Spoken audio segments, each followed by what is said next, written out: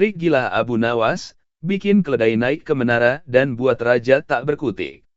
Pada suatu siang yang terik, Raja Harun al-Rashid sedang duduk di taman istana sambil meneguk air delima dingin. Angin tidak berembus, dan peluh menetes dari dahi sang raja. Ia memanggil para pengawalnya dan berkata, "Panggil Abu Nawas. Aku ingin mendengar sesuatu yang dapat menyejukkan hatiku di tengah panas seperti ini." Beberapa saat kemudian, Abu Nawas datang dengan wajah polos dan langkah santai, mengenakan jubah tipis dan sendal yang sudah menua. "Wahai raja yang bijaksana," katanya sambil membungkuk sedikit, "adakah yang dapat hamba lakukan agar Paduka merasa lebih sejuk? Hamba bisa bercerita, menari, atau bahkan meniup angin dengan mulut." Raja tersenyum kecil. "Kau memang pandai bicara. Tapi hari ini aku ingin sesuatu yang lebih nyata. Buat aku merasa sejuk tanpa menggunakan kipas, air, atau sihir. Kalau kau bisa, aku akan memberimu 1 karung emas. Kalau tidak, kau harus berjalan keliling istana dengan membawa batu panas di kepalamu." Abu Nawas menatap raja sambil mengelus janggutnya yang tipis. "Baiklah, Paduka. Izinkan hamba berpikir sebentar." Raja mengangguk. Abu Nawas lalu duduk bersila di tanah, menutup mata, dan mulai mengatur napas. Semua orang di taman memperhatikannya. Setelah beberapa menit, ia membuka mata dan berkata pelan, "Paduka, apakah hamba boleh meminta satu hal sebelum melaksanakan tugas ini?" "Tentu," jawab raja. "Hamba ingin Paduka menatap wajah hamba tanpa berkedip selama hamba melakukan usaha ini. Karena kesejukan yang akan hamba hadirkan tidak berasal dari angin, melainkan dari hati." Raja mengerutkan dahi, tapi setuju. Semua penasaran.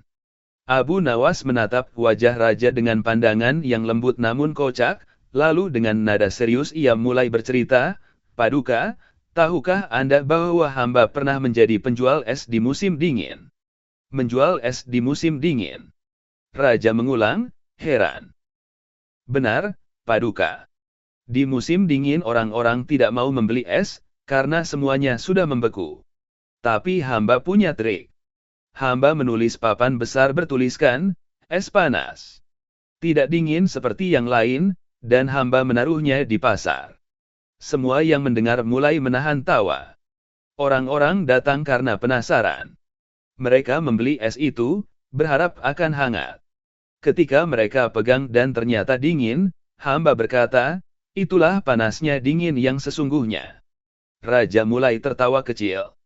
Abu Nawas melanjutkan dengan serius pura-pura filosofis, "Sejak saat itu, hamba belajar bahwa panas dan dingin itu bukan pada kulit, melainkan pada pikiran. Jadi, jika Paduka ingin merasa sejuk, bayangkanlah hamba sedang menjadi es panas itu, dingin di luar, tapi hangat di hati. Maka Paduka akan lupa pada panasnya hari." Raja menatap Abu Nawas lama-lama. Ia tidak sadar bahwa senyumnya sudah melebar, keringat di dahinya terasa berkurang, dan udara terasa lebih ringan. "Tunggu," kata raja, "ini mustahil. Bagaimana mungkin aku merasa lebih sejuk tanpa angin atau air?" "Karena Paduka tertawa, dan tawa menyejukkan hati," jawab Abu Nawas sambil membungkuk. "Dan hati yang sejuk akan menipu tubuhnya sendiri." Raja tertawa keras. "Baiklah, Abu Nawas, kau menang. Tapi aku penasaran, apa kau benar-benar pernah menjual es panas itu?" Abu Nawas tersenyum licik. "Tidak, Paduka. Tapi kalau Paduka izinkan, hamba bisa mulai besok di halaman istana. Mungkin Paduka mau jadi pembeli pertama." Seluruh taman meledak dengan tawa. Bahkan pengawal yang biasanya kaku ikut terbahak.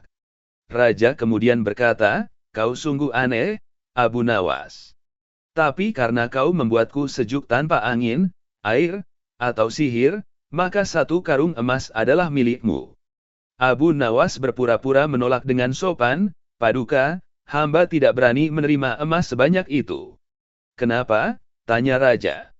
"Karena emas itu bisa membuat hamba panas lagi karena khawatir dijarah orang. Lebih baik Paduka simpan saja emasnya, dan biarkan hamba menikmati kesejukan tawa ini lebih lama." Raja terdiam, lalu tertawa sampai air matanya keluar. Kau ini benar-benar makhluk langka, Abu Nawas.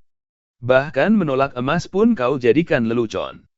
Abu Nawas menjawab ringan, hamba hanya takut, Paduka.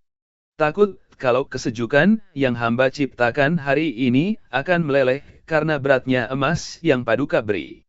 Dan sekali lagi, taman istana itu bergema oleh tawa, sementara Abu Nawas berjalan pulang dengan langkah ringan, membawa hadiah raja bukan dalam karung emas, tapi dalam bentuk udara yang terasa jauh lebih sejuk dari sebelumnya. Keesokan harinya, kabar bahwa Abu Nawas membuat raja tertawa di hari terpanas menyebar ke seluruh Baghdad. Orang-orang pasar, penjaga istana, bahkan juru masak raja ikut membicarakan kebijaksanaannya yang aneh. Seorang wazir yang iri mendengar itu menggerutu dalam hati, aku harus membuktikan bahwa si Abu Nawas ini tidak selalu cerdik. Ia pun datang menghadap raja dengan senyum licik. Paduka, izinkan hamba mengusulkan satu ujian untuk Abu Nawas, agar Paduka tahu seberapa hebat dia sebenarnya. Raja yang masih teringat tawa kemarin menatap wazir itu dengan penuh rasa ingin tahu. Ujian apa yang kau maksud? Wazir menjawab, perintahkan Abu Nawas untuk membawa sesuatu yang bisa disebut ada dan tidak ada sekaligus. Jika ia gagal, hukumlah dia mengelilingi kota dengan kepala tertutup kain hitam sebagai tanda kebodohannya. Raja tertawa mendengar ide itu, lalu mengutus seorang pengawal memanggil Abu Nawas. Tak lama kemudian, Abu datang sambil membawa sekeranjang kurma. Paduka memanggil hamba lagi.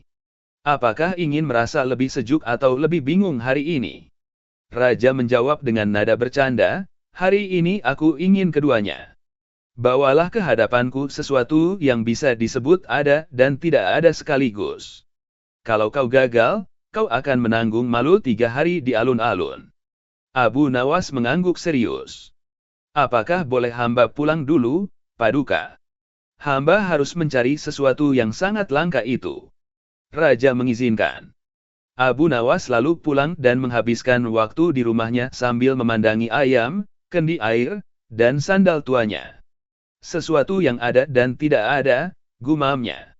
Istrinya, yang sudah terbiasa dengan teka-teki aneh suaminya, bertanya, apa yang membuatmu pusing kali ini? Abu menjelaskan tantangan itu. Istrinya hanya tertawa dan berkata, kau ini Abu Nawas, kenapa tidak ambil saja sesuatu dari rumah kita? Bukankah di rumah ini banyak hal yang tidak ada gunanya, tapi tetap ada? Abu menatap istrinya lama-lama, lalu tersenyum. Kau benar. Tapi hamba butuh sesuatu yang membuat raja berpikir, bukan hanya tertawa. Keesokan paginya, ia datang ke istana membawa sebuah botol tertutup rapat. Raja dan para pejabat sudah menunggu. Baiklah, kata raja, tunjukkan pada kami sesuatu yang ada dan tidak ada itu. Abu Nawas meletakkan botol itu di atas meja emas. Paduka, di dalam botol ini ada sesuatu yang sangat berharga. Sesuatu yang dapat membuat orang hidup, tapi juga tidak bisa dilihat oleh mata. Raja mendekat dan mengintip, tapi botol itu tampak kosong. Apa isi botol ini? Tanyanya. Udara, Paduka, jawab Abu dengan tenang. Raja tertawa terbahak. Jadi ini, ada dan tidak ada, yang kau maksud. Benar, Paduka.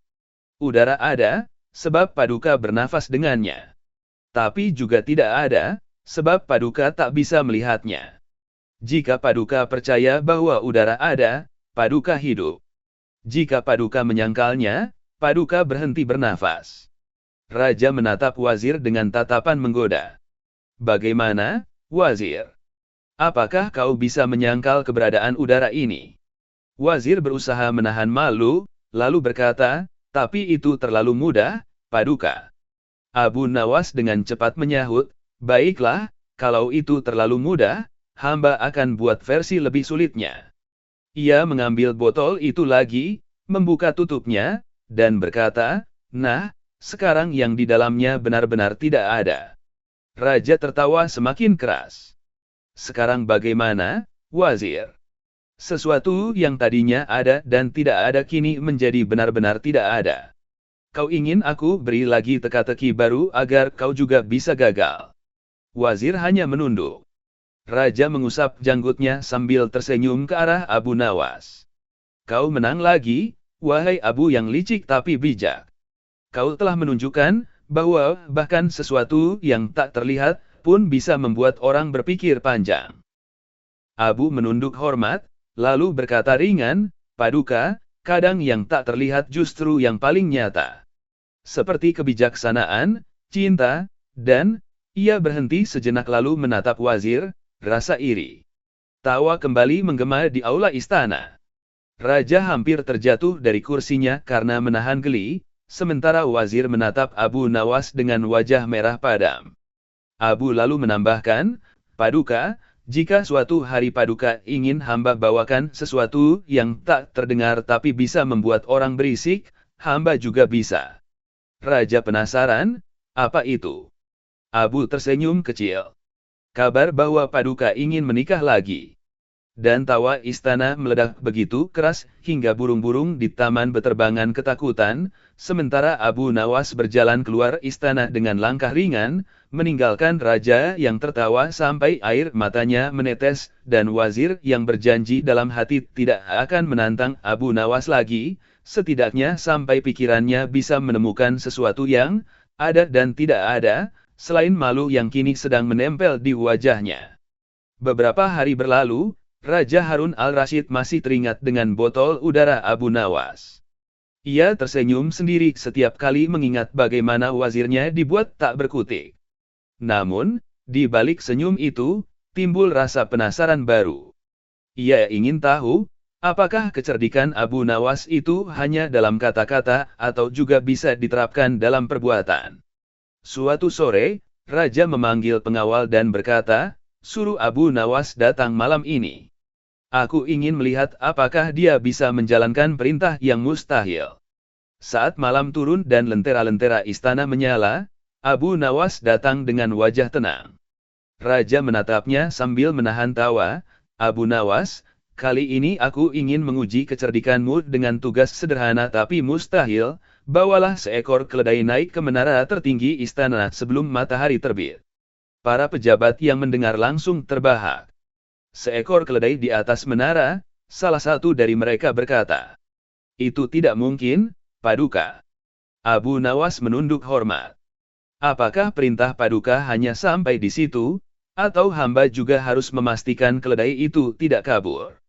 Pastikan keledai itu tetap di sana sampai aku lihat sendiri besok pagi, jawab Raja dengan nada menantang. Baiklah, Paduka. Tapi apakah hamba boleh menggunakan cara sendiri? Tentu. Asalkan keledai itu benar-benar berada di atas menara saat fajar. Abu Nawas membungkuk, lalu pamit. Semua yang hadir menganggapnya tak mungkin bisa melakukannya. Bahkan pengawal yang mengenalnya sebagai orang licik pun yakin kali ini Abu akan gagal. Namun, sebelum subuh tiba, seluruh istana dikejutkan oleh suara gaduh dari menara. Raja yang terbangun mendengar teriakan penjaga, Paduka. Abu Nawas sudah berhasil membawa keledai ke menara. Raja, masih memakai jubah tidur, segera keluar bersama para pejabat.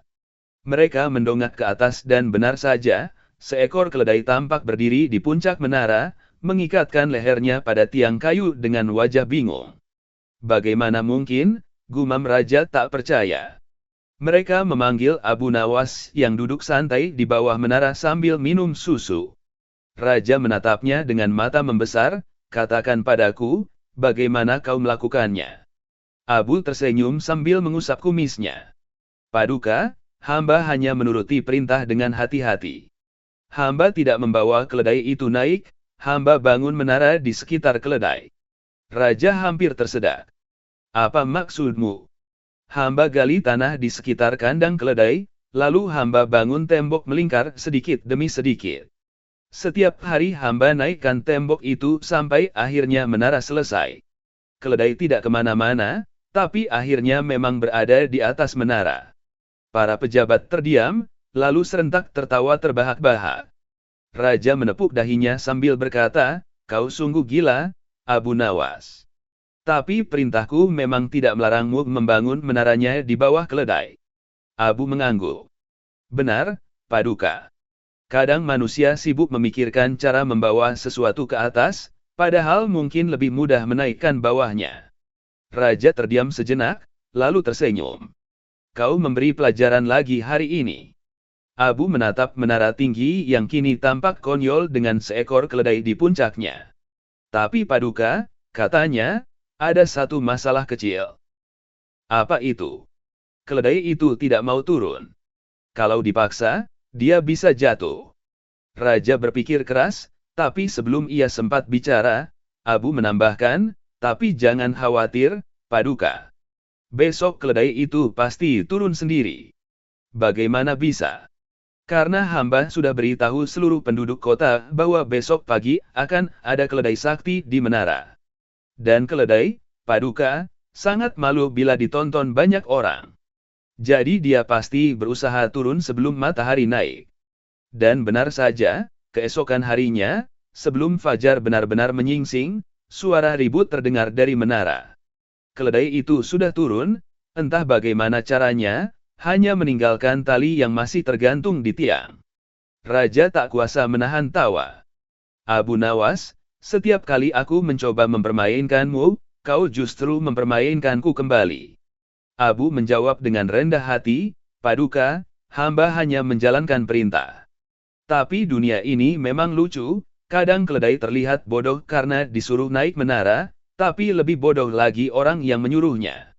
Tawa raja menggema di seluruh halaman istana, menggema sampai jauh, bahkan membuat para penjaga di gerbang ikut tersenyum tanpa tahu apa yang sebenarnya terjadi di atas sana. Beberapa minggu setelah peristiwa keledai di menara, Raja kembali duduk di ruang pertemuan sambil menatap Abu Nawas yang tampak sedang menikmati buah delima dengan santai. Abu Nawas, katanya perlahan, aku sudah kehabisan cara untuk menguji kepintaranmu.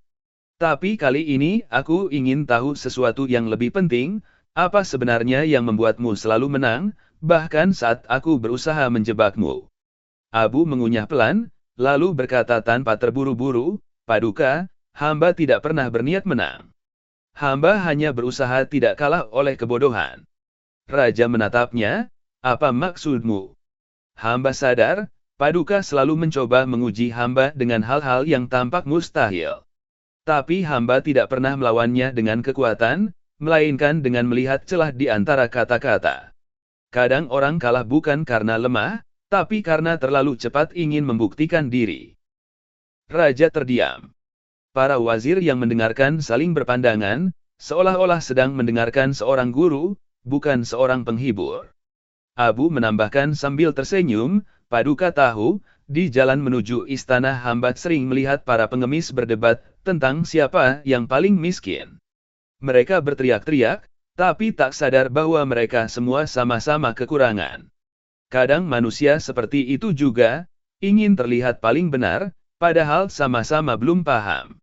Raja menyandarkan tubuhnya di kursi, matanya memandangi Abu dengan kagum. Kau mengajariku lebih banyak dengan lelucon daripada 100 penasihatku dengan kitab. Abu tertawa kecil. Lelucon, Paduka, hanyalah kebenaran yang disajikan dengan senyum. Kalau disampaikan dengan marah, orang takut. Tapi kalau disampaikan dengan tawa, orang mau mendengarnya. Suasana ruangan menjadi hening. Raja menatap keluar jendela, angin sore berhembus membawa aroma taman. Abu Nawas, katanya pelan, andai semua orang di kerajaanku berpikir secerdas dan selembut caramu, mungkin tidak akan ada yang saling menipu. Hamba tidak secerdas itu, Paduka. Hamba hanya belajar tertawa pada masalah sebelum masalah menertawakan hamba, jawab Abu dengan wajah jenaka. Raja tertawa, berdiri, lalu menepuk pundaknya. Kalau begitu, tetaplah di sisiku, Abu Nawas. Bukan sebagai penghibur, tapi sebagai cermin. Karena setiap kali aku melihatmu, aku melihat betapa lucunya kesombongan manusia. Abu menunduk sopan, kalau begitu, biarkan hamba tetap menjadi cermin yang sedikit retak, Paduka. Karena dari retak itulah cahaya bisa masuk. Raja tersenyum, melangkah pergi dengan perasaan ringan, sementara Abu Nawas kembali duduk di bawah pohon delima, memetik satu buah lagi, menggigitnya perlahan, dan bergumam, kadang cara terbaik untuk mengalahkan kebodohan adalah dengan membuatnya tertawa terlebih dahulu. Trik gila Abu Nawas, bikin keledai naik ke menara dan buat raja tak berkutik. Pada suatu siang yang terik, Raja Harun al-Rashid sedang duduk di taman istana sambil meneguk air delima dingin. Angin tidak berembus, dan peluh menetes dari dahi sang raja. Ia memanggil para pengawalnya dan berkata, "Panggil Abu Nawas. Aku ingin mendengar sesuatu yang dapat menyejukkan hatiku di tengah panas seperti ini." Beberapa saat kemudian, Abu Nawas datang dengan wajah polos dan langkah santai, mengenakan jubah tipis dan sendal yang sudah menua. "Wahai raja yang bijaksana," katanya sambil membungkuk sedikit, "adakah yang dapat hamba lakukan agar Paduka merasa lebih sejuk? Hamba bisa bercerita, menari, atau bahkan meniup angin dengan mulut." Raja tersenyum kecil. "Kau memang pandai bicara. Tapi hari ini aku ingin sesuatu yang lebih nyata. Buat aku merasa sejuk tanpa menggunakan kipas, air, atau sihir. Kalau kau bisa, aku akan memberimu satu karung emas. Kalau tidak, kau harus berjalan keliling istana dengan membawa batu panas di kepalamu." Abu Nawas menatap raja sambil mengelus janggutnya yang tipis. "Baiklah, Paduka. Izinkan hamba berpikir sebentar." Raja mengangguk. Abu Nawas lalu duduk bersila di tanah, menutup mata, dan mulai mengatur napas. Semua orang di taman memperhatikannya. Setelah beberapa menit, ia membuka mata dan berkata pelan, "Paduka, apakah hamba boleh meminta satu hal sebelum melaksanakan tugas ini?" "Tentu," jawab raja. "Hamba ingin Paduka menatap wajah hamba tanpa berkedip selama hamba melakukan usaha ini. Karena kesejukan yang akan hamba hadirkan tidak berasal dari angin, melainkan dari hati." Raja mengerutkan dahi, tapi setuju. Semua penasaran. Abu Nawas menatap wajah raja dengan pandangan yang lembut namun kocak, lalu dengan nada serius ia mulai bercerita, "Paduka, tahukah Anda bahwa hamba pernah menjadi penjual es di musim dingin?" "Menjual es di musim dingin?" Raja mengulang, heran. "Benar, Paduka. Di musim dingin orang-orang tidak mau membeli es, karena semuanya sudah membeku. Tapi hamba punya trik. Hamba menulis papan besar bertuliskan, 'Es panas.' Tidak dingin seperti yang lain, dan hamba menaruhnya di pasar." Semua yang mendengar mulai menahan tawa. Orang-orang datang karena penasaran. Mereka membeli es itu, berharap akan hangat. Ketika mereka pegang dan ternyata dingin, hamba berkata, "Itulah panasnya dingin yang sesungguhnya." Raja mulai tertawa kecil. Abu Nawas melanjutkan dengan serius pura-pura filosofis, "Sejak saat itu, hamba belajar bahwa panas dan dingin itu bukan pada kulit, melainkan pada pikiran. Jadi, jika Paduka ingin merasa sejuk, bayangkanlah hamba sedang menjadi es panas itu, dingin di luar, tapi hangat di hati. Maka Paduka akan lupa pada panasnya hari." Raja menatap Abu Nawas lama-lama. Ia tidak sadar bahwa senyumnya sudah melebar, keringat di dahinya terasa berkurang, dan udara terasa lebih ringan. "Tunggu," kata raja, "ini mustahil. Bagaimana mungkin aku merasa lebih sejuk tanpa angin atau air?" "Karena Paduka tertawa, dan tawa menyejukkan hati," jawab Abu Nawas sambil membungkuk. "Dan hati yang sejuk akan menipu tubuhnya sendiri." Raja tertawa keras. "Baiklah, Abu Nawas, kau menang. Tapi aku penasaran, apa kau benar-benar pernah menjual es panas itu?" Abu Nawas tersenyum licik. "Tidak, Paduka. Tapi kalau Paduka izinkan, hamba bisa mulai besok di halaman istana. Mungkin Paduka mau jadi pembeli pertama." Seluruh taman meledak dengan tawa. Bahkan pengawal yang biasanya kaku ikut terbahak. Raja kemudian berkata, "Kau sungguh aneh, Abu Nawas. Tapi karena kau membuatku sejuk tanpa angin, air, atau sihir, maka satu karung emas adalah milikmu." Abu Nawas berpura-pura menolak dengan sopan, Paduka, hamba tidak berani menerima emas sebanyak itu. Kenapa? Tanya Raja. Karena emas itu bisa membuat hamba panas lagi karena khawatir dijarah orang. Lebih baik Paduka simpan saja emasnya, dan biarkan hamba menikmati kesejukan tawa ini lebih lama. Raja terdiam, lalu tertawa sampai air matanya keluar. Kau ini benar-benar makhluk langka, Abu Nawas. Bahkan menolak emas pun kau jadikan lelucon. Abu Nawas menjawab ringan, hamba hanya takut, Paduka. Takut kalau kesejukan yang hamba ciptakan hari ini akan meleleh karena beratnya emas yang Paduka beri. Dan sekali lagi, taman istana itu bergema oleh tawa, sementara Abu Nawas berjalan pulang dengan langkah ringan, membawa hadiah raja bukan dalam karung emas, tapi dalam bentuk udara yang terasa jauh lebih sejuk dari sebelumnya. Keesokan harinya, kabar bahwa Abu Nawas membuat raja tertawa di hari terpanas menyebar ke seluruh Baghdad. Orang-orang pasar, penjaga istana, bahkan juru masak raja ikut membicarakan kebijaksanaannya yang aneh. Seorang wazir yang iri mendengar itu menggerutu dalam hati, aku harus membuktikan bahwa si Abu Nawas ini tidak selalu cerdik. Ia pun datang menghadap raja dengan senyum licik. Paduka, izinkan hamba mengusulkan satu ujian untuk Abu Nawas, agar Paduka tahu seberapa hebat dia sebenarnya. Raja yang masih teringat tawa kemarin menatap wazir itu dengan penuh rasa ingin tahu. Ujian apa yang kau maksud? Wazir menjawab, perintahkan Abu Nawas untuk membawa sesuatu yang bisa disebut ada dan tidak ada sekaligus. Jika ia gagal, hukumlah dia mengelilingi kota dengan kepala tertutup kain hitam sebagai tanda kebodohannya.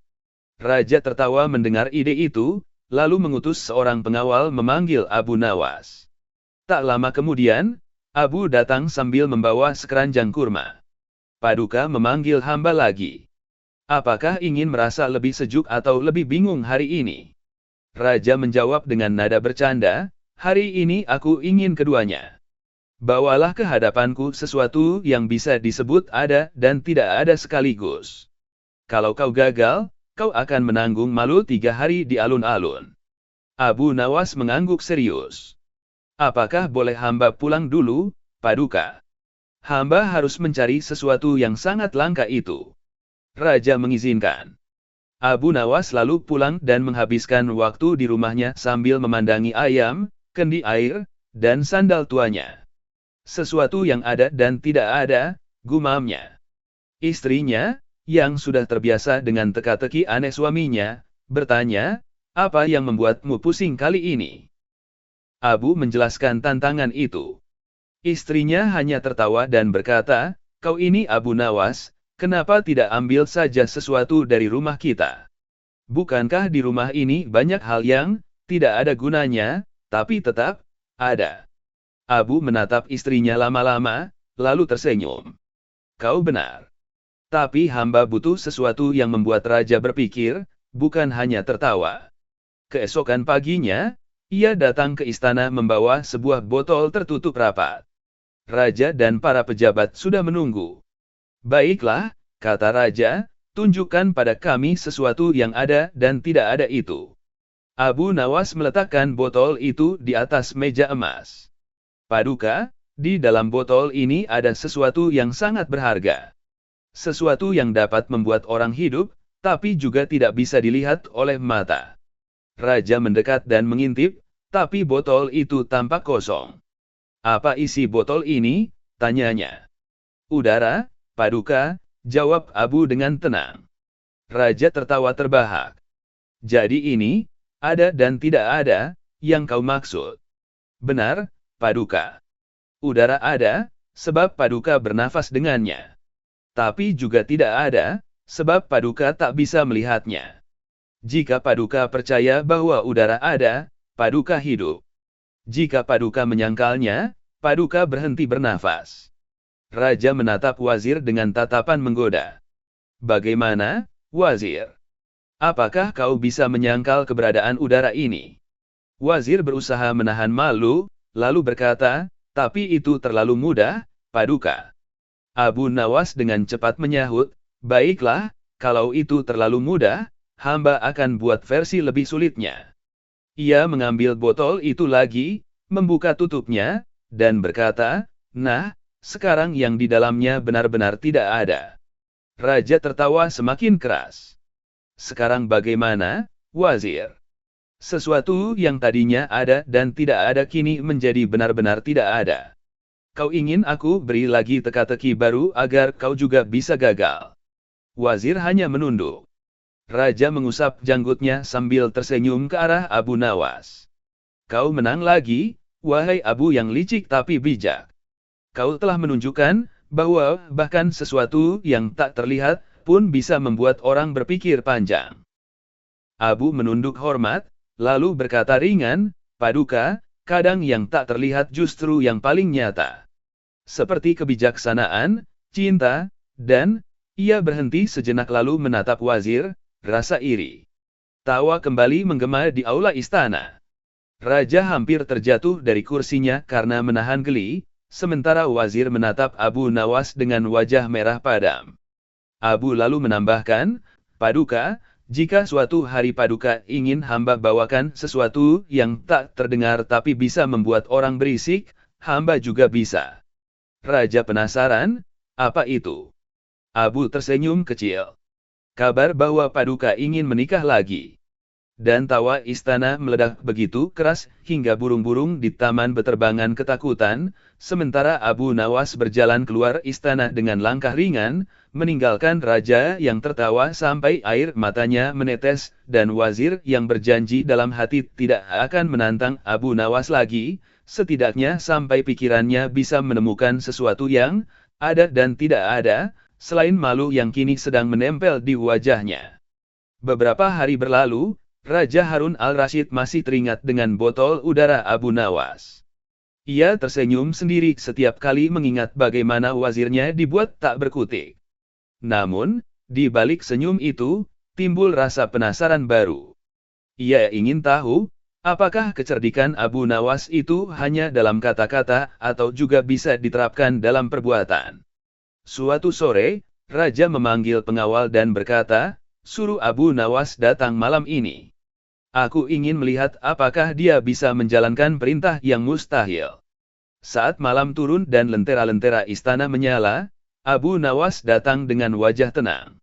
Raja menatapnya sambil menahan tawa, "Abu Nawas, kali ini aku ingin menguji kecerdikanmu dengan tugas sederhana tapi mustahil. Bawalah seekor keledai naik ke menara tertinggi istana sebelum matahari terbit." Para pejabat yang mendengar langsung terbahak. "Seekor keledai di atas menara?" Salah satu dari mereka berkata. "Itu tidak mungkin, Paduka." Abu Nawas menunduk hormat. "Apakah perintah Paduka hanya sampai di situ, atau hamba juga harus memastikan keledai itu tidak kabur?" "Pastikan keledai itu tetap di sana sampai aku lihat sendiri besok pagi," jawab Raja dengan nada menantang. "Baiklah, Paduka. Tapi apakah hamba boleh menggunakan cara sendiri?" "Tentu. Asalkan keledai itu benar-benar berada di atas menara saat fajar." Abu Nawas membungkuk, lalu pamit. Semua yang hadir menganggapnya tak mungkin bisa melakukannya. Bahkan pengawal yang mengenalnya sebagai orang licik pun yakin kali ini Abu akan gagal. Namun, sebelum subuh tiba, seluruh istana dikejutkan oleh suara gaduh dari menara. Raja yang terbangun mendengar teriakan penjaga, "Paduka, Abu Nawas sudah berhasil membawa keledai ke menara." Raja, masih memakai jubah tidur, segera keluar bersama para pejabat. Mereka mendongak ke atas dan benar saja, seekor keledai tampak berdiri di puncak menara, mengikatkan lehernya pada tiang kayu dengan wajah bingung. "Bagaimana mungkin?" gumam Raja tak percaya. Mereka memanggil Abu Nawas yang duduk santai di bawah menara sambil minum susu. Raja menatapnya dengan mata membesar, "Katakan padaku, bagaimana kau melakukannya?" Abu tersenyum sambil mengusap kumisnya. "Paduka, hamba hanya menuruti perintah dengan hati-hati. Hamba tidak membawa keledai itu naik, hamba bangun menara di sekitar keledai." Raja hampir tersedak. "Apa maksudmu?" "Hamba gali tanah di sekitar kandang keledai, lalu hamba bangun tembok melingkar sedikit demi sedikit." Setiap hari hamba naikkan tembok itu sampai akhirnya menara selesai. Keledai tidak kemana-mana, tapi akhirnya memang berada di atas menara. Para pejabat terdiam, lalu serentak tertawa terbahak-bahak. Raja menepuk dahinya sambil berkata, "Kau sungguh gila, Abu Nawas. Tapi perintahku memang tidak melarangmu membangun menaranya di bawah keledai." Abu mengangguk. "Benar, Paduka. Kadang manusia sibuk memikirkan cara membawa sesuatu ke atas, padahal mungkin lebih mudah menaikkan bawahnya." Raja terdiam sejenak, lalu tersenyum. "Kau memberi pelajaran lagi hari ini." Abu menatap menara tinggi yang kini tampak konyol dengan seekor keledai di puncaknya. "Tapi Paduka," katanya, "ada satu masalah kecil." "Apa itu?" "Keledai itu tidak mau turun. Kalau dipaksa, dia bisa jatuh." Raja berpikir keras, tapi sebelum ia sempat bicara, Abu menambahkan, "Tapi jangan khawatir, Paduka. Besok keledai itu pasti turun sendiri." "Bagaimana bisa?" "Karena hamba sudah beritahu seluruh penduduk kota bahwa besok pagi akan ada keledai sakti di menara. Dan keledai, Paduka, sangat malu bila ditonton banyak orang. Jadi dia pasti berusaha turun sebelum matahari naik." Dan benar saja, keesokan harinya, sebelum fajar benar-benar menyingsing, suara ribut terdengar dari menara. Keledai itu sudah turun, entah bagaimana caranya, hanya meninggalkan tali yang masih tergantung di tiang. Raja tak kuasa menahan tawa. "Abu Nawas, setiap kali aku mencoba mempermainkanmu, kau justru mempermainkanku kembali." Abu menjawab dengan rendah hati, "Paduka, hamba hanya menjalankan perintah. Tapi dunia ini memang lucu, kadang keledai terlihat bodoh karena disuruh naik menara, tapi lebih bodoh lagi orang yang menyuruhnya." Tawa raja menggema di seluruh halaman istana, menggema sampai jauh, bahkan membuat para penjaga di gerbang ikut tersenyum tanpa tahu apa yang sebenarnya terjadi di atas sana. Beberapa minggu setelah peristiwa keledai di menara, raja kembali duduk di ruang pertemuan sambil menatap Abu Nawas yang tampak sedang menikmati buah delima dengan santai. "Abu Nawas," katanya perlahan, "aku sudah kehabisan cara untuk menguji kepintaranmu. Tapi kali ini aku ingin tahu sesuatu yang lebih penting, apa sebenarnya yang membuatmu selalu menang, bahkan saat aku berusaha menjebakmu." Abu mengunyah pelan, lalu berkata tanpa terburu-buru, "Paduka, hamba tidak pernah berniat menang. Hamba hanya berusaha tidak kalah oleh kebodohan." Raja menatapnya, "Apa maksudmu?" "Hamba sadar, Paduka selalu mencoba menguji hamba dengan hal-hal yang tampak mustahil. Tapi hamba tidak pernah melawannya dengan kekuatan, melainkan dengan melihat celah di antara kata-kata. Kadang orang kalah bukan karena lemah, tapi karena terlalu cepat ingin membuktikan diri." Raja terdiam. Para wazir yang mendengarkan saling berpandangan, seolah-olah sedang mendengarkan seorang guru, bukan seorang penghibur. Abu menambahkan sambil tersenyum, "Paduka tahu, di jalan menuju istana hamba sering melihat para pengemis berdebat tentang siapa yang paling miskin. Mereka berteriak-teriak, tapi tak sadar bahwa mereka semua sama-sama kekurangan. Kadang manusia seperti itu juga, ingin terlihat paling benar, padahal sama-sama belum paham." Raja menyandarkan tubuhnya di kursi, matanya memandangi Abu dengan kagum. "Kau mengajariku lebih banyak dengan lelucon daripada 100 penasihatku dengan kitab." Abu tertawa kecil. "Lelucon, Paduka, hanyalah kebenaran yang disajikan dengan senyum. Kalau disampaikan dengan marah, orang takut. Tapi kalau disampaikan dengan tawa, orang mau mendengarnya." Suasana ruangan menjadi hening.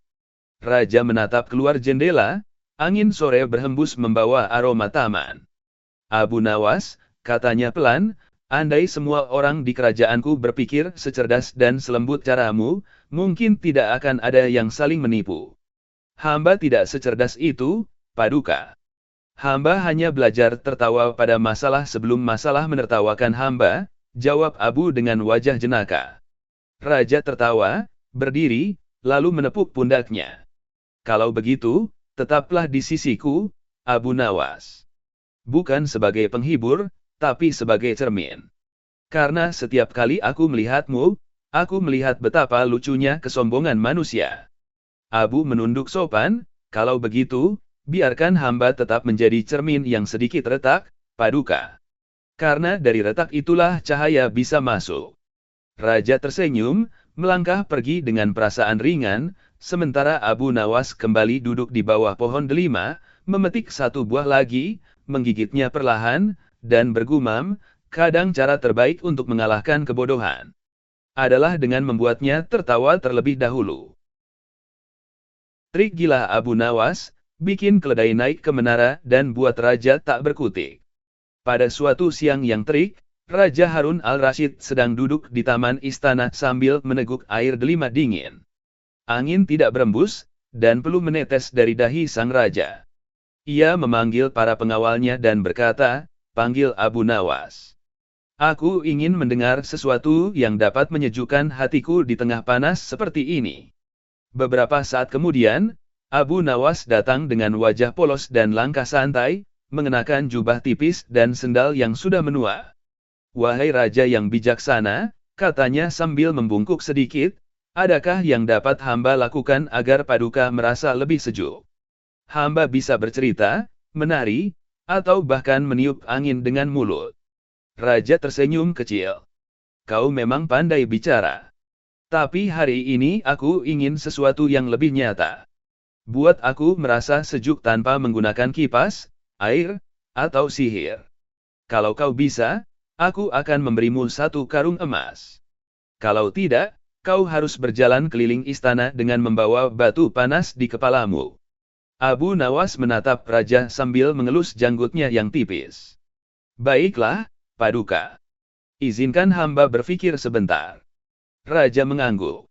Abu Nawas lalu duduk bersila di tanah, menutup mata, dan mulai mengatur napas. Semua orang di taman memperhatikannya.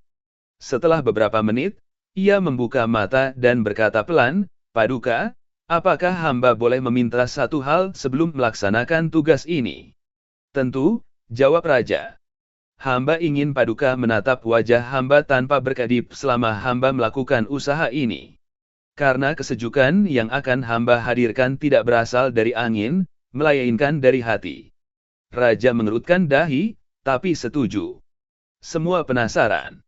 Abu Nawas menatap wajah raja dengan pandangan yang lembut namun kocak, lalu dengan nada serius ia mulai bercerita, "Paduka, tahukah Anda bahwa hamba pernah menjadi penjual es di musim dingin?" "Menjual es di musim dingin?" Raja mengulang, heran. "Benar, Paduka. Di musim dingin orang-orang tidak mau membeli es, karena semuanya sudah membeku. Tapi hamba punya trik. Hamba menulis papan besar bertuliskan, 'Es panas.' Tidak dingin seperti yang lain, dan hamba menaruhnya di pasar." Semua yang mendengar mulai menahan tawa. Orang-orang datang karena penasaran. Mereka membeli es itu, berharap akan hangat. Ketika mereka pegang dan ternyata dingin, hamba berkata, "Itulah panasnya dingin yang sesungguhnya." Raja mulai tertawa kecil. Abu Nawas melanjutkan dengan serius pura-pura filosofis, "Sejak saat itu, hamba belajar bahwa panas dan dingin itu bukan pada kulit, melainkan pada pikiran. Jadi, jika Paduka ingin merasa sejuk, bayangkanlah hamba sedang menjadi es panas itu, dingin di luar, tapi hangat di hati. Maka Paduka akan lupa pada panasnya hari." Raja menatap Abu Nawas lama-lama. Ia tidak sadar bahwa senyumnya sudah melebar, keringat di dahinya terasa berkurang, dan udara terasa lebih ringan. "Tunggu," kata raja, "ini mustahil. Bagaimana mungkin aku merasa lebih sejuk tanpa angin atau air?" "Karena Paduka tertawa, dan tawa menyejukkan hati," jawab Abu Nawas sambil membungkuk. "Dan hati yang sejuk akan menipu tubuhnya sendiri." Raja tertawa keras. "Baiklah, Abu Nawas, kau menang. Tapi aku penasaran, apa kau benar-benar pernah menjual es panas itu?" Abu Nawas tersenyum licik. "Tidak, Paduka. Tapi kalau Paduka izinkan, hamba bisa mulai besok di halaman istana. Mungkin Paduka mau jadi pembeli pertama." Seluruh taman meledak dengan tawa. Bahkan pengawal yang biasanya kaku ikut terbahak. Raja kemudian berkata, "Kau sungguh aneh, Abu Nawas. Tapi karena kau membuatku sejuk tanpa angin, air, atau sihir, maka satu karung emas adalah milikmu." Abu Nawas berpura-pura menolak dengan sopan, "Paduka, hamba tidak berani menerima emas sebanyak itu." "Kenapa?" tanya raja. "Karena emas itu bisa membuat hamba panas lagi karena khawatir dijarah orang. Lebih baik Paduka simpan saja emasnya, dan biarkan hamba menikmati kesejukan tawa ini lebih lama." Raja terdiam, lalu tertawa sampai air matanya keluar. "Kau ini benar-benar makhluk langka, Abu Nawas. Bahkan menolak emas pun kau jadikan lelucon." Abu Nawas menjawab ringan, "Hamba hanya takut, Paduka. Takut kalau kesejukan yang hamba ciptakan hari ini akan meleleh karena beratnya emas yang Paduka beri." Dan sekali lagi, taman istana itu bergema oleh tawa, sementara Abu Nawas berjalan pulang dengan langkah ringan, membawa hadiah raja bukan dalam karung emas, tapi dalam bentuk udara yang terasa jauh lebih sejuk dari sebelumnya. Keesokan harinya, kabar bahwa Abu Nawas membuat raja tertawa di hari terpanas menyebar ke seluruh Baghdad. Orang-orang pasar, penjaga istana, bahkan juru masak raja ikut membicarakan kebijaksanaannya yang aneh. Seorang wazir yang iri mendengar itu menggerutu dalam hati, "Aku harus membuktikan bahwa si Abu Nawas ini tidak selalu cerdik." Ia pun datang menghadap raja dengan senyum licik. "Paduka, izinkan hamba mengusulkan satu ujian untuk Abu Nawas, agar Paduka tahu seberapa hebat dia sebenarnya." Raja yang masih teringat tawa kemarin menatap wazir itu dengan penuh rasa ingin tahu. "Ujian apa yang kau maksud?" Wazir menjawab, "Perintahkan Abu Nawas untuk membawa sesuatu yang bisa disebut ada dan tidak ada sekaligus. Jika ia gagal, hukumlah dia mengelilingi kota dengan kepala tertutup kain hitam sebagai tanda kebodohannya." Raja tertawa mendengar ide itu, lalu mengutus seorang pengawal memanggil Abu Nawas. Tak lama kemudian, Abu datang sambil membawa sekeranjang kurma. "Paduka memanggil hamba lagi. Apakah ingin merasa lebih sejuk atau lebih bingung hari ini?" Raja menjawab dengan nada bercanda, "Hari ini aku ingin keduanya. Bawalah ke hadapanku sesuatu yang bisa disebut ada dan tidak ada sekaligus. Kalau kau gagal, kau akan menanggung malu 3 hari di alun-alun." Abu Nawas mengangguk serius. "Apakah boleh hamba pulang dulu, Paduka? Hamba harus mencari sesuatu yang sangat langka itu." Raja mengizinkan. Abu Nawas lalu pulang dan menghabiskan waktu di rumahnya sambil memandangi ayam, kendi air, dan sandal tuanya. "Sesuatu yang ada dan tidak ada," gumamnya. Istrinya, yang sudah terbiasa dengan teka-teki aneh suaminya, bertanya, "Apa yang membuatmu pusing kali ini?" Abu menjelaskan tantangan itu.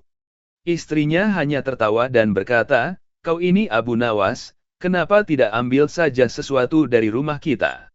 Bukankah di rumah ini banyak hal yang tidak ada gunanya, tapi tetap ada?" Abu menatap istrinya lama-lama, lalu tersenyum. "Kau benar. Tapi hamba butuh sesuatu yang membuat raja berpikir, bukan hanya tertawa." Keesokan paginya, ia datang ke istana membawa sebuah botol tertutup rapat. Raja dan para pejabat sudah menunggu. "Baiklah," kata raja, "tunjukkan pada kami sesuatu yang ada dan tidak ada itu." Abu Nawas meletakkan botol itu di atas meja emas. "Paduka, di dalam botol ini ada sesuatu yang sangat berharga. Sesuatu yang dapat membuat orang hidup, tapi juga tidak bisa dilihat oleh mata." Raja mendekat dan mengintip, tapi botol itu tampak kosong. "Apa isi botol ini?" tanyanya. "Udara, Paduka," jawab Abu dengan tenang. Raja tertawa terbahak. "Jadi ini, ada dan tidak ada, yang kau maksud?" "Benar, Paduka. Udara ada, sebab Paduka bernafas dengannya. Tapi juga tidak ada, sebab Paduka tak bisa melihatnya. Jika Paduka percaya bahwa udara ada, Paduka hidup. Jika Paduka menyangkalnya, Paduka berhenti bernafas." Raja menatap wazir dengan tatapan menggoda. Bagaimana, wazir? Apakah kau bisa menyangkal keberadaan udara ini? Wazir berusaha menahan malu, lalu berkata, tapi itu terlalu mudah, Paduka. Abu Nawas dengan cepat menyahut, baiklah, kalau itu terlalu mudah, hamba akan buat versi lebih sulitnya. Ia mengambil botol itu lagi, membuka tutupnya, dan berkata, nah, sekarang yang di dalamnya benar-benar tidak ada. Raja tertawa semakin keras. Sekarang bagaimana, wazir? Sesuatu yang tadinya ada dan tidak ada kini menjadi benar-benar tidak ada. Kau ingin aku beri lagi teka-teki baru agar kau juga bisa gagal? Wazir hanya menunduk. Raja mengusap janggutnya sambil tersenyum ke arah Abu Nawas. Kau menang lagi, wahai Abu yang licik tapi bijak. Kau telah menunjukkan bahwa bahkan sesuatu yang tak terlihat pun bisa membuat orang berpikir panjang. Abu menunduk hormat, lalu berkata ringan, Paduka, kadang yang tak terlihat justru yang paling nyata. Seperti kebijaksanaan, cinta, dan, ia berhenti sejenak lalu menatap wazir, rasa iri. Tawa kembali menggema di aula istana. Raja hampir terjatuh dari kursinya karena menahan geli, sementara wazir menatap Abu Nawas dengan wajah merah padam. Abu lalu menambahkan, Paduka, jika suatu hari Paduka ingin hamba bawakan sesuatu yang tak terdengar tapi bisa membuat orang berisik, hamba juga bisa. Raja penasaran, apa itu? Abu tersenyum kecil. Kabar bahwa Paduka ingin menikah lagi.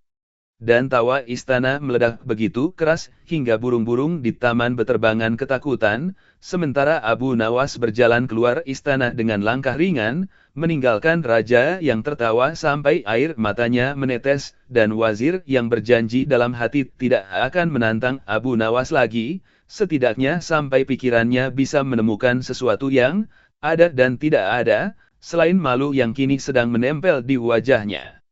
Beberapa hari berlalu, Raja Harun al-Rashid masih teringat dengan botol udara Abu Nawas. Ia tersenyum sendiri setiap kali mengingat bagaimana wazirnya dibuat tak berkutik. Namun, di balik senyum itu, timbul rasa penasaran baru. Ia ingin tahu, apakah kecerdikan Abu Nawas itu hanya dalam kata-kata atau juga bisa diterapkan dalam perbuatan. Suatu sore, Raja memanggil pengawal dan berkata, suruh Abu Nawas datang malam ini. Aku ingin melihat apakah dia bisa menjalankan perintah yang mustahil.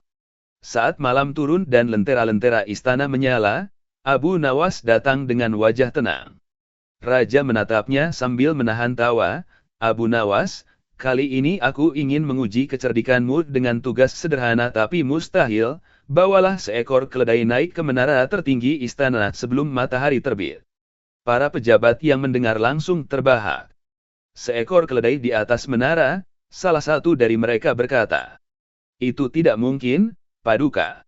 Abu Nawas menunduk hormat.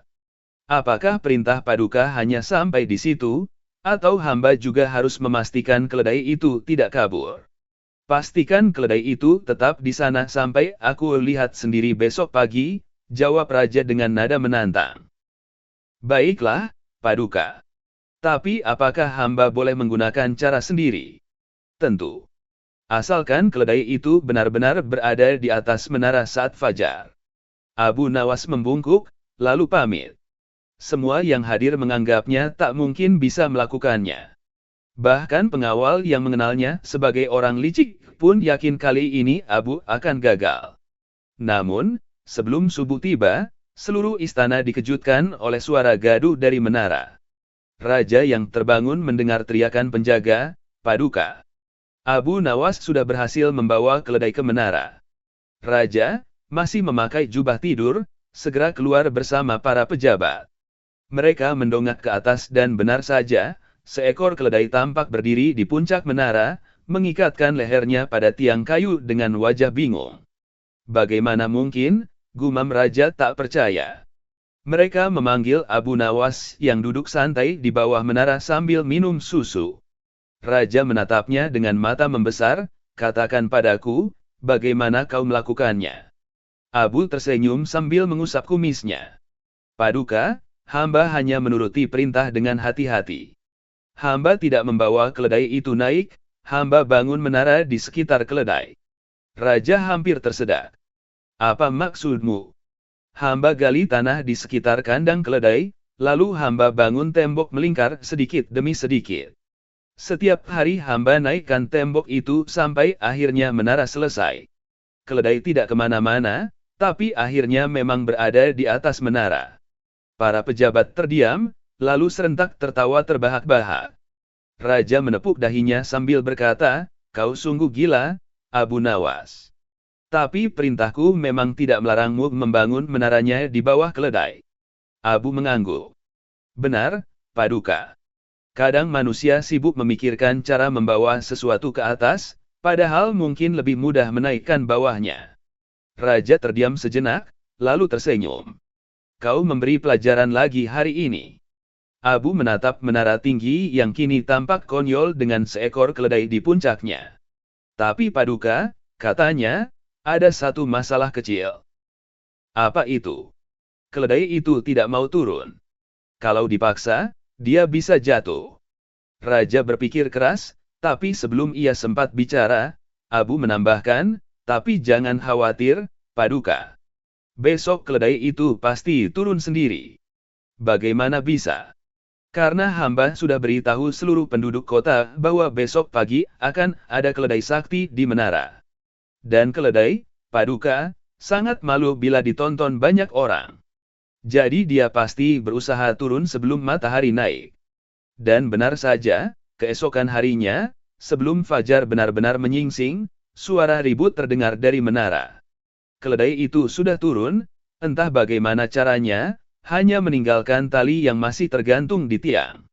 Raja tak kuasa menahan tawa. "Abu Nawas, setiap kali aku mencoba mempermainkanmu, kau justru mempermainkanku kembali." Abu menjawab dengan rendah hati, "Paduka, hamba hanya menjalankan perintah. Tapi dunia ini memang lucu, kadang keledai terlihat bodoh karena disuruh naik menara, tapi lebih bodoh lagi orang yang menyuruhnya." Tawa raja menggema di seluruh halaman istana, menggema sampai jauh, bahkan membuat para penjaga di gerbang ikut tersenyum tanpa tahu apa yang sebenarnya terjadi di atas sana. Beberapa minggu setelah peristiwa keledai di menara, raja kembali duduk di ruang pertemuan sambil menatap Abu Nawas yang tampak sedang menikmati buah delima dengan santai. "Abu Nawas," katanya perlahan, "aku sudah kehabisan cara untuk menguji kepintaranmu. Tapi kali ini aku ingin tahu sesuatu yang lebih penting, apa sebenarnya yang membuatmu selalu menang, bahkan saat aku berusaha menjebakmu." Abu mengunyah pelan, lalu berkata tanpa terburu-buru, "Paduka, hamba tidak pernah berniat menang. Hamba hanya berusaha tidak kalah oleh kebodohan." Raja menatapnya, "Apa maksudmu?" "Hamba sadar, Paduka selalu mencoba menguji hamba dengan hal-hal yang tampak mustahil. Tapi hamba tidak pernah melawannya dengan kekuatan, melainkan dengan melihat celah di antara kata-kata. Kadang orang kalah bukan karena lemah, tapi karena terlalu cepat ingin membuktikan diri." Raja terdiam. Para wazir yang mendengarkan saling berpandangan, seolah-olah sedang mendengarkan seorang guru, bukan seorang penghibur.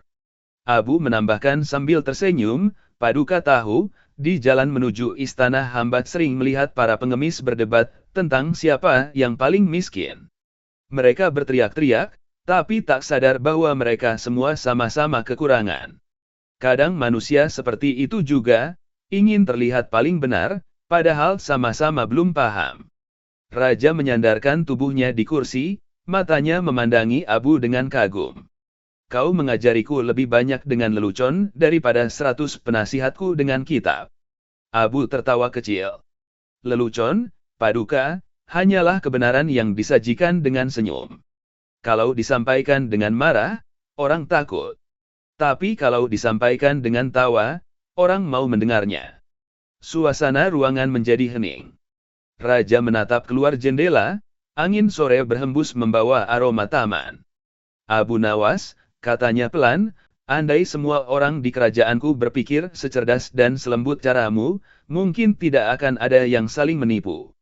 Hamba tidak secerdas itu, Paduka.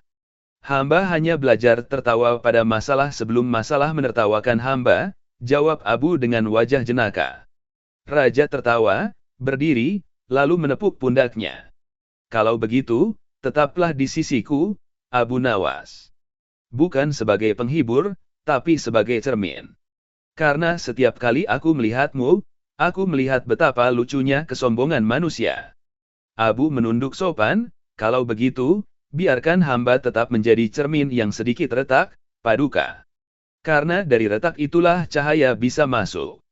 Raja tersenyum, melangkah pergi dengan perasaan ringan, sementara Abu Nawas kembali duduk di bawah pohon delima, memetik satu buah lagi, menggigitnya perlahan, dan bergumam, kadang cara terbaik untuk mengalahkan kebodohan adalah dengan membuatnya tertawa terlebih dahulu.